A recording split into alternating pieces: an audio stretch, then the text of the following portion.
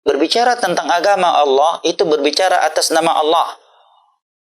Jika kita tidak berilmu membicarakannya, maka kita telah berdusta kepada Allah, terhadap Allah.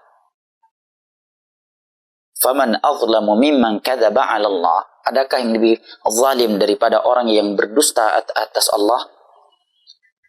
Dia membicarakan masalah agama tanpa ilmu.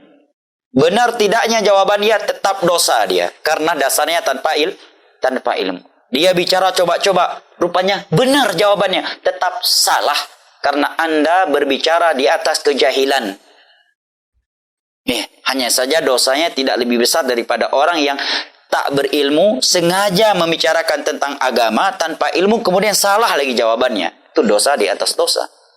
Karena dalam Islam kita ada kaidah dari perintah Allah Jalla wa Ala dalam Al-Quran pada surat Al-Isra, وَلَا تَخَفُ مَا لَيْسَ لَكَ بِهِ عِلْمٍ إِنَّ السَّمْعَ وَالْبَصَرَ وَالْفُؤَادَ كُلُّ أُولَٰئِكَ كَانَ عَنْهُ مَسْئُولًا. Jangan sekali-kali engkau melakukan sesuatu tanpa ilmu. Sesungguhnya pendengaran, penglihatan, dan hati itu kelak akan ditanya. Disebutkan di Madinah, la yufta wa malikun bil Madinah.